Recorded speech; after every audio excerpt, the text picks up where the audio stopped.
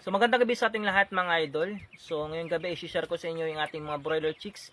Ito ay nasa 16 days na sila. Yan yung ating mga broiler chicken mga idol. At i-share ko sa inyo ngayong gabi mga idol kung paano nga ba mag-start ng pag-alaga ng broiler chicken o 45 days chicken mga idol. Sige. So ito idol yung unang gagawin mo. Siyempre meron kayong knowledge muna ha. So, saan kayo kukuha ng knowledge mga idol? Mag-research muna kayo kung paano nga ba mag-alaga nito, kung ano yung tamang gagawin o feeds. Okay? So, idol, pwede kayong manood sa mga video ko. Pwede nyo panoorin yung YouTube account ko, idol, yung Beams Chicken Farm. Pwede kayong pumunta doon at pwede nyo panoorin yung mga video ko, idol, kung yung mga steps sa pag-alaga nito. Okay? At pangalawa, idol, mag-start muna kayo sa kunti lang. Mag-start kayo sa 50 o 25 heads, okay? Para hindi kayo malugi idol pag kung mag-start kayo sa maramihan. Syempre, pag di nyo pa alam, pwede kayong malugi kasi pag nagkasakit yan, hindi nyo pa alam at hindi nyo pa na-adjust nyo yung pag-alaga. Yan. Syempre idol, no? Pangalawa idol, syempre yung location ng poultry nyo.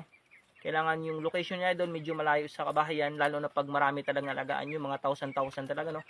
Syempre may amoy talaga yan idol. Yan yung iwasan natin. Okay, tapos syempre idol, yung marketing nyo. Yan, punta kayo sa palengke kung maganda ba yung market dyan.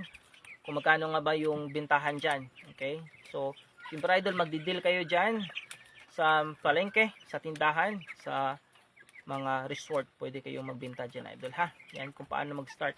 Pag-start kayo idol sa kunti lang ha, sa 50. Mag-budget kayo idol ng sa 50 na yan, budget kayo dyan ng 7K. Okay, at idol, dapat kailangan yung kulungan nyo, dapat naka-elevated. Kaya gaya nito, okay? Tapos yung sahig nyo, dapat screen, para yung ipot nila naka-bagsak pababa. Hindi yung kawayan idol, pag kawayan kasi, ay didikit yung dumi nila sa kawayan, tapos didikit din dun sa kanilang balahibo. Kaya magiging madumi yung ating mga manok. Yan, iwasan natin yung idol, no? Siyempre kailangan na maging malinis yung ating mga manok mga idol.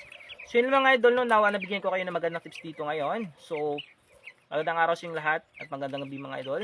So God bless and happy farming.